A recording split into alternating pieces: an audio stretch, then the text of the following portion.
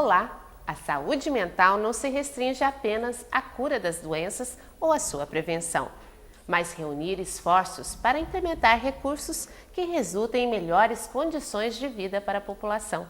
Esse é o objetivo do Grupo Essência de Araçatuba, composto por psicólogas. O trabalho que o grupo faz está relacionado com a inserção social de pacientes com problema de transtorno mental, dependência química e física. Para falar um pouco mais sobre este assunto, a nossa convidada de hoje é a psicóloga coordenadora do grupo, Simone Pantaleão Macedo.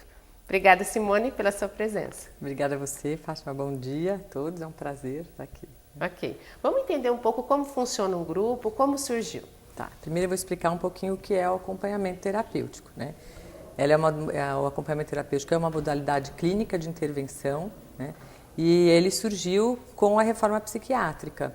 Então, quando teve a reforma psiquiátrica, precisava de um dispositivo que tivesse nos contextos sociais dos pacientes, para poder compreender quais as dificuldades que eles tinham, para poder auxiliar concretamente nessas dificuldades. Então, nesse momento, o terapeuta sai da clínica, sai do hospital, sai do consultório e vai para a realidade do paciente.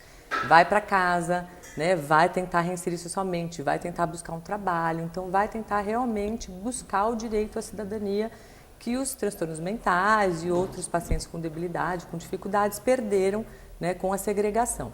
Então, ele surgiu com a reforma. Então, ele é um dispositivo clínico de inclusão social. Ele vai buscar a inclusão social do indivíduo. Dos indivíduos que estão excluídos socialmente. Aí independe da patologia. Pode ser, então, uma dependência química, pode ser um transtorno mental, pode ser uma deficiência física, né? Pode, então, estar lastrada por vários fatores. Foi um dispositivo que cresceu muito, porque ele surgiu na década de 60 com a reforma psiquiátrica, mas ele começou a se expandir muito, pelo efeito terapêutico que ele realmente teve.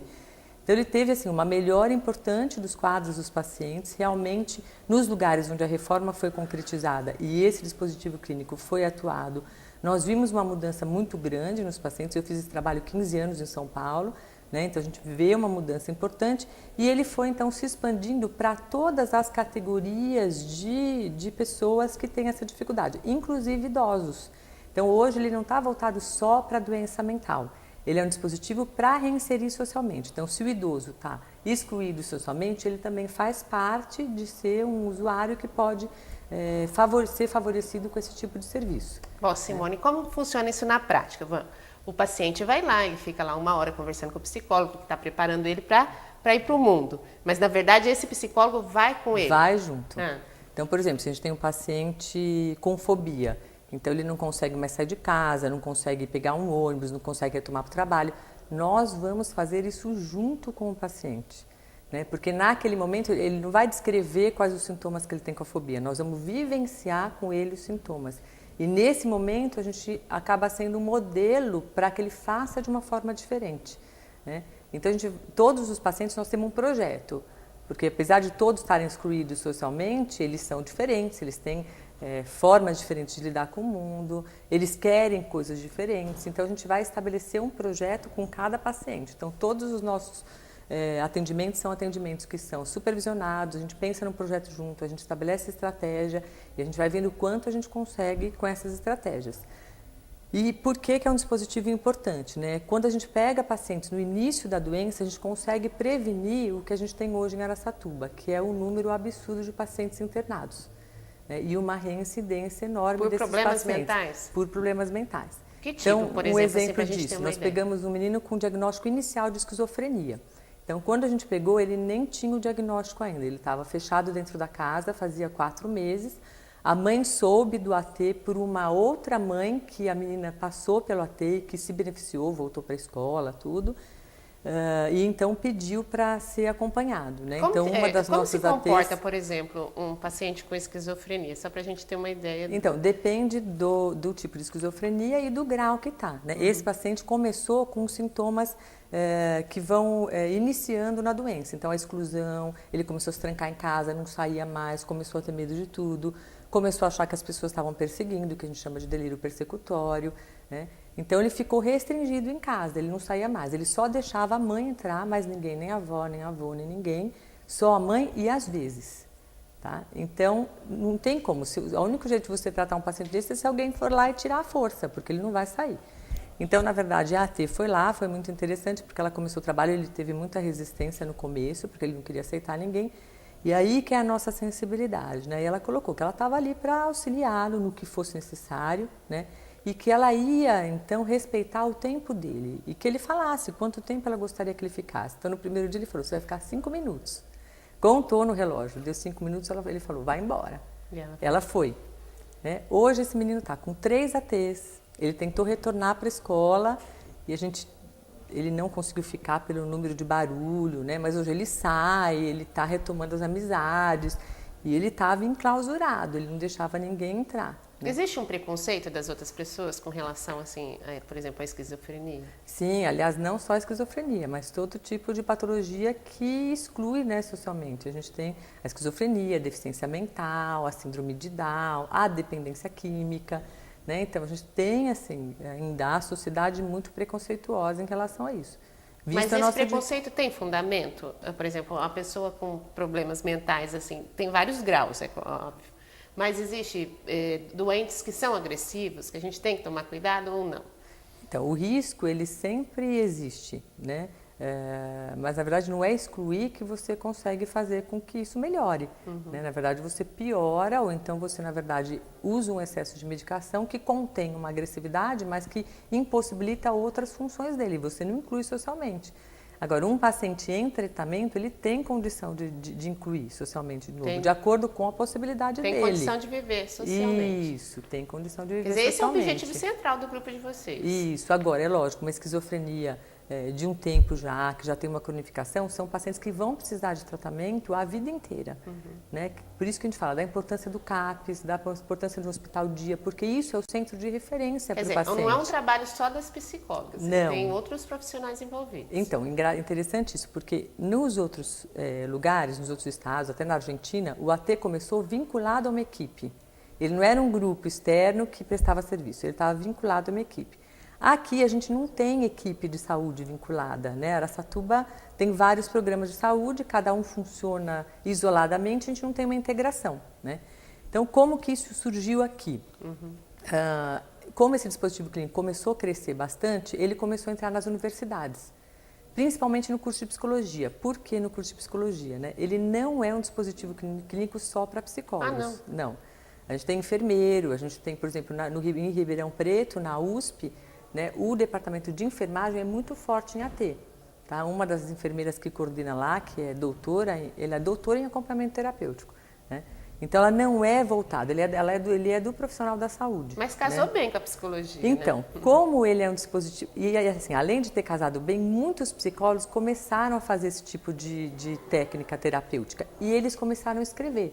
Então, tem um hospital dia em São Paulo, que chama Casa, que são os que mais escrevem sobre o trabalho. E são todos psicólogos, psicanalistas. Né? Então, ele acabou sendo muito utilizado pela nossa área e se intitulou dentro das universidades. Eu dou aula na Unip, como na Unip os estágios que abrem num campus, abrem todos os campos, né? O Kleber Barreto, que é doutor em AT na USP, lá em São Paulo, ele dá aula na Unip lá. E ele conseguiu abrir esse estágio no 5º ano para lá. Então, abriu lá, abre para todas. E foi bem quando eu estava vindo para cá, para Araçatuba.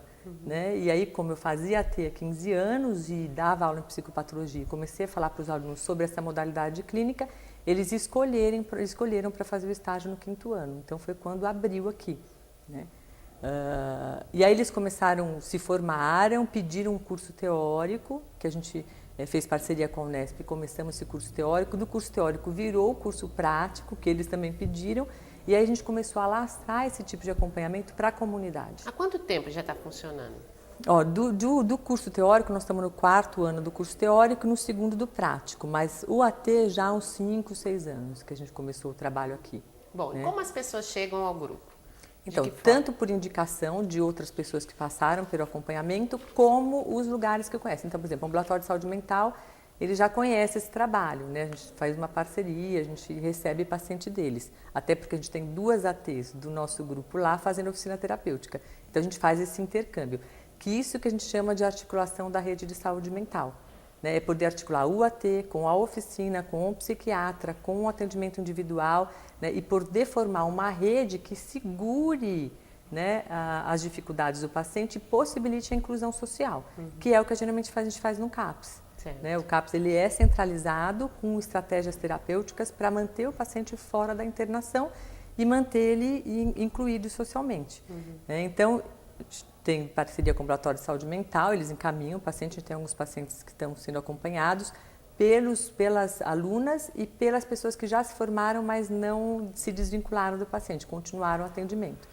Nós fizemos uma parceria no primeiro ano do curso prático com a APAE, né, com os pacientes da Casa Lar, né, e hoje a gente está bem centrado nos pacientes que dá para sair da Casa Lar, morar sozinhos, ter uma independência, então a gente está fazendo esse trabalho com eles e com outros pacientes que precisam ampliar um pouquinho o seu contexto social, né.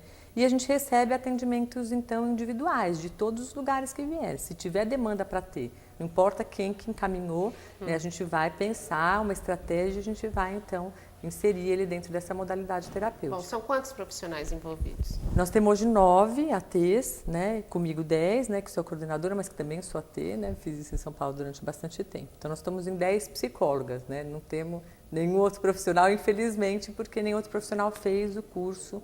Mas né? tá Apesar aberto. da gente abrir, Por exemplo, tá aberto. enfermeira, que outro tipo de profissional?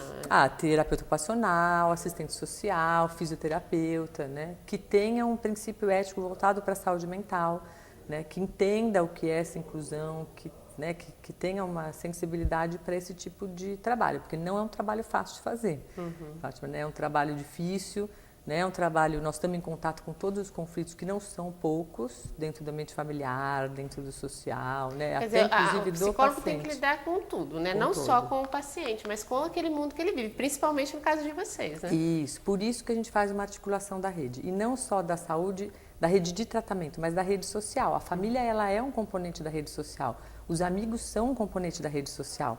Então, nós vamos estar com eles nesse contexto, né? Por exemplo, esse menino, um dos projetos agora, que ele já conseguiu sair e tudo, é retomar ele o contato com os amigos, que para ele é muito difícil. Então, a gente faz essa ponte junto com ele, a gente vai junto, a gente auxilia, né? A gente faz um acompanhamento mesmo, até ele conseguir fazer sozinho. Aí a gente passa para uma outra etapa. E como que vocês são recebidos, assim, pelos familiares, por exemplo? Então, tem, assim, familiares que Porque recebem... vocês devem deparar com um monte de outros problemas, né? Isso, tem familiares que recebem muito bem, né? Mas às vezes a gente incomoda um pouco porque a gente vai exigir coisas da família que não estão sendo feitas.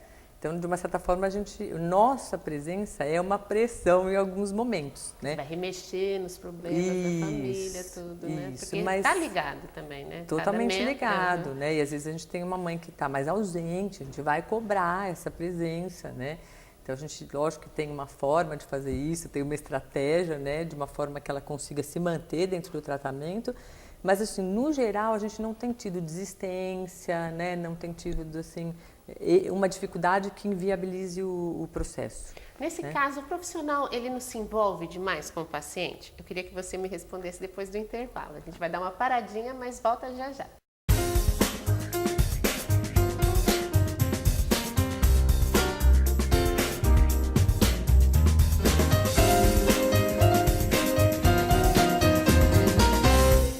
O maior problema que você pode ter em casa é alguém que usa drogas.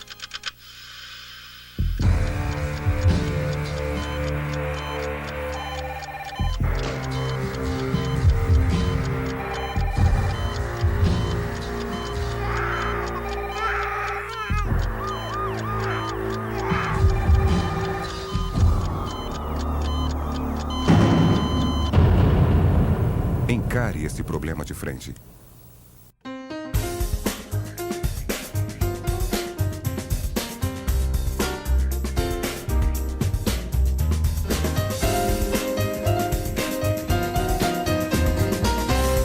Hoje no programa Cidadania em Pauta, o assunto é psicologia social e a nossa convidada Simone Pantaleão Macedo, que é psicóloga e coordenadora do curso do Grupo Essência de Araçatuba.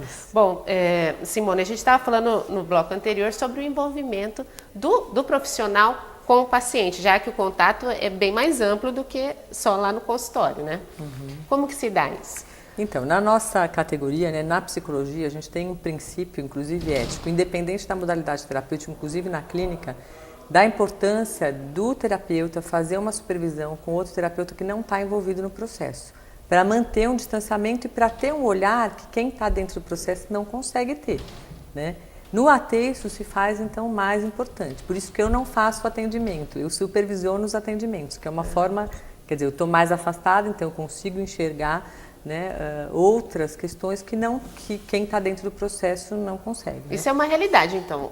O profissional acaba se envolvendo mais nesse aspecto. Lógico que ele não vai levar isso para o tratamento, mas existe uma aproximação maior. Isso, o envolvimento é bem diferente. O AT, inclusive, começou na Argentina com o nome de amigo qualificado, não era acompanhante terapêutico. Né? Por quê? Porque o Kalina, que fez essa inserção dessa modalidade terapêutica na Argentina, psiquiatra, psicanalista, ele pensou, em primeiro lugar, nessas pessoas que não tinham contato, então tinham dificuldade de ter amigos. Então, é como se fosse um acompanhante que depois iria expandir isso em outros contextos. Né? Então, depois de um tempo, isso mudou para acompanhante terapêutico. Então, a ideia era que fosse uma parceria, né, com uma intimidade maior. Um envolvimento maior. Isso acontece realmente no trabalho, né? E aí, uma das coisas mais difíceis é você conseguir deixar muito claro para o paciente que o teu lugar ele é terapêutico, né, e não permitir extrapolar essa fronteira, porque a gente inviabiliza o processo terapêutico também. Né? Então, esse é o grande linha divisória, né, que a gente tem que tomar muito cuidado, porque senão inviabiliza o processo. A gente tem que passar para outro AT. Né? E para o paciente é muito complicado, porque já são pacientes que têm dificuldade de se desvincular. Tem dificuldade de se vincular, mas quando vinculam, tem muita dificuldade de se distanciar. Né? E então, no caso do paciente também, ele fica tanto dependente dessa pessoa, como se dá isso? Por exemplo, chega uma hora que esse psicólogo vai ter que se distanciar dele, né? Deixar ele fazer as coisas sozinho, né? Como que é? Então, a gente, na verdade, vai espaçando o trabalho. Então, por exemplo, se a gente tem um paciente que não consegue fazer alguma coisa, ele passa a conseguir, aí ele começa, então, a fazer sozinho. E a gente, então, vai auxiliar em outra coisa que ele não está conseguindo fazer. Por isso que a gente tem um projeto com estratégias bem estabelecidas, com como a gente vai começar, depois quanto a gente vai progredir aí no tratamento. E quando ele começa a ter uma independência importante, a gente vai diminuindo o número dos encontros. Então, se a gente começa 2 vezes por semana, no momento de emergência, isso passa a ser depois 15 em 15 dias, depois 1 vez por mês. Se a gente tem um paciente que conseguiu, por exemplo, voltar a trabalhar, voltar a ter relações afetivas, relações sociais, você faz uma manutenção.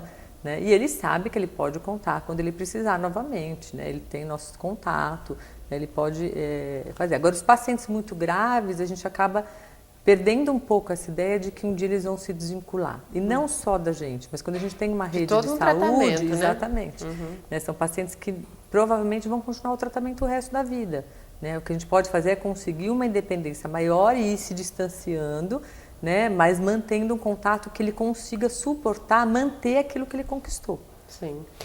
Vamos falar um pouquinho desse paciente temporário, digamos assim. Que tipo de paciente, que tipo de medo ou de problemas ele chega para vocês? Assim? Então, geralmente a gente pega pacientes num estado de exclusão importante, quando chega para a gente. Então, uma fobia que a pessoa não sai mais de casa mesmo, ou o início de uma esquizofrenia, né? Ou pacientes que já têm esquizofrenia ou dependência química, né?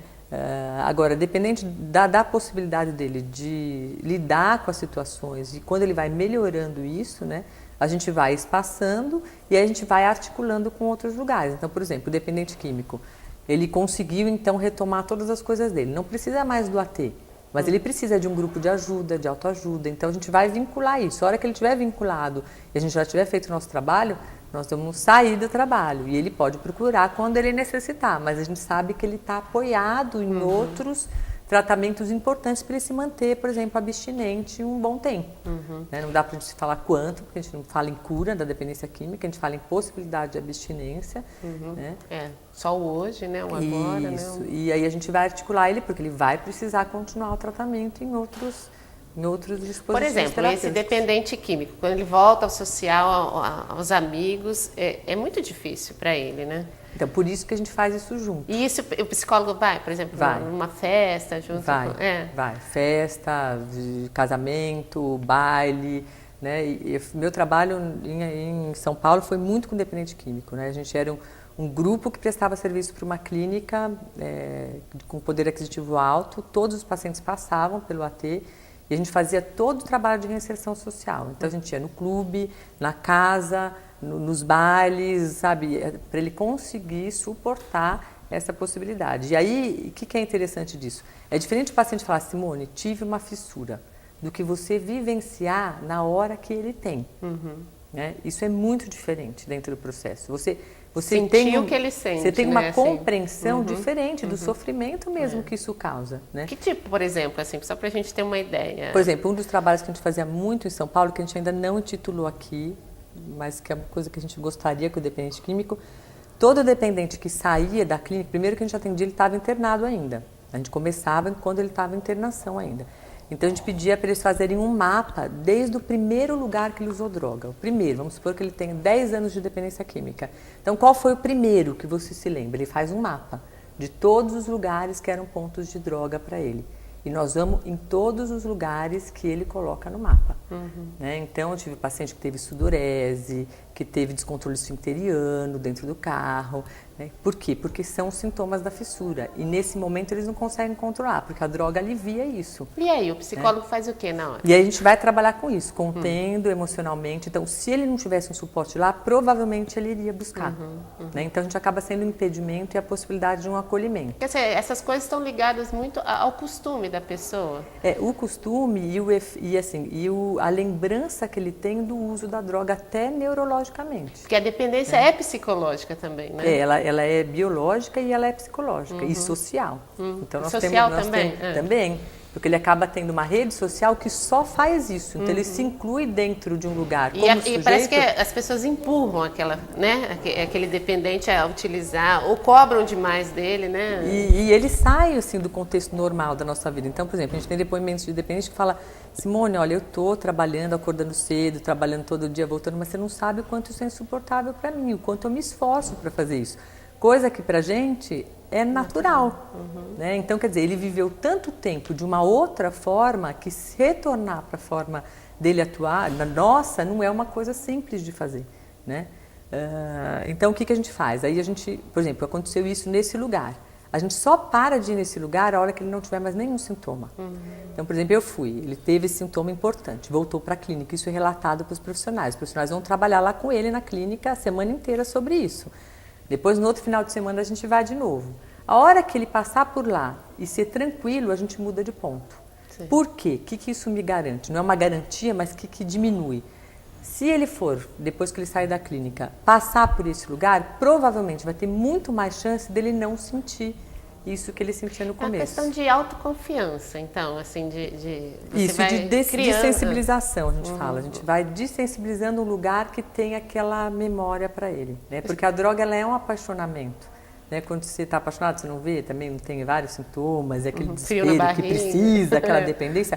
A droga, você multiplica isso e é o que a pessoa acaba sentindo. Né? E isso é eficaz, assim, no tratamento? Ajuda muito? Eu acredito que sim, né? Ajuda. Na dependência química é uma doença difícil de tratar, né? Como o é uma das alcoolismo patologias também, mais né? graves, eu acho. Né? Mas assim, a gente consegue auxiliar que isso seja pelo menos uma possibilidade dele controlar a não usar, a recaída, né? E poder ficar um tempo a mais em abstinência.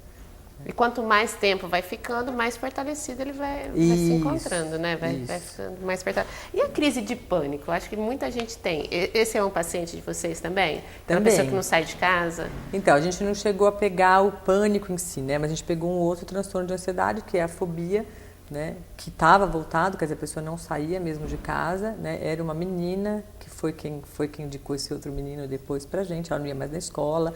Né? E a gente fez o retorno até a escola. A hora que ela voltou à escola, voltou à rede social, aí nós fizemos desligamento. Né? Quer dizer, ela tem que transpor aquele limite, né? A partir daquele momento. Ela nem tomava banho, essa menina. Ela tinha 2 bacias no quarto, uma bacia E ela com precisa água. fazer tratamento com remédios também ou só com você? Ah, sim. Também. Aí a gente faz essa articulação. Então, por exemplo, esse paciente que a gente pegou, ele não queria tomar remédio, não queria ir no psiquiatra, então a gente foi no psiquiatra. Né, conversou, né, a doutora Ed foi excelente, chegou aí na casa desse paciente, auxiliar. Então hoje a gente faz parceria com ele até hoje, porque é um paciente que vai tomar medicação, provavelmente, né, durante a vida inteira, né? Bom, o grupo esteve conversando com a vereadora Edna Flor, né? O que saiu desse encontro? Então, na verdade foi um encontro muito bonito, né? Porque o Grupo Essência ele tem um princípio ético com direito à cidadania das pessoas excluídas, né? E parece que é o mesmo que a Edna Flor tem, né?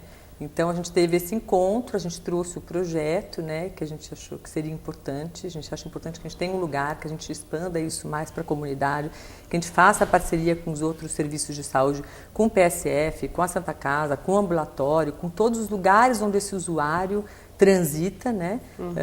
E a gente trouxe então um projeto visando então essa extensão do nosso trabalho. Mesmo porque é um universo muito grande, como você já falou aqui, né? Muitos pacientes precisam desse tipo de tratamento, né? E tem um efeito importante, né? É um tratamento de um efeito importante, né?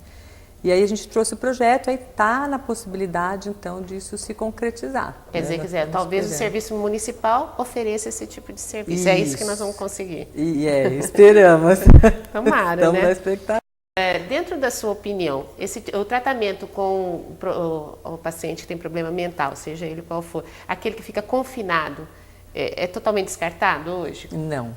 Quer dizer assim, a gente... descartado assim, ele não vai ficar confinado o resto da vida no hospital psiquiátrico, né? O que a gente vê como um serviço... Há momentos que precisa. Serviço terciário de saúde, né, que seria a hospitalização, ela deveria ser em último caso. Como a gente não tem os outros serviços aqui, ela acaba sendo a primeira alternativa para o paciente. Então, é óbvio, a família está lá no desespero. Ela não vai pensar em outra coisa. Como lidar ela com quer se livrar pessoa. daquilo, ela não sabe como lidar com aquilo. Né? O que a gente tem? O hospital. Então, é para lá que eles vão. Então, a gente tem um hospital sobrecarregado de uma demanda que poderia ser organizada de uma outra forma. Né? Então, a gente tem um sistema terciário aglomerado, né? Que não possibilita o tratamento, ele vai trabalhar com a emergência, então ele vai tirar do surto, vai possibilitar no dependente químico aquele tempo de abstinência, mas ele não vai trabalhar a inclusão social, ele não vai trabalhar a reabilitação psicossocial, porque não é essa a função do hospital. Né? Ele vai Nem trabalhar... tem tempo para isso, não por dá, exemplo, com o né? número de pacientes, com o número de profissionais, não tem como fazer isso. Então ele vai trabalhar com o momento de emergência. Né? Só que o paciente sai, não tem os outros recursos fora. Então, qual que é a tendência? Ele voltar. De novo. Então, o que a gente vê? O mesmo paciente com 20, 30 internações.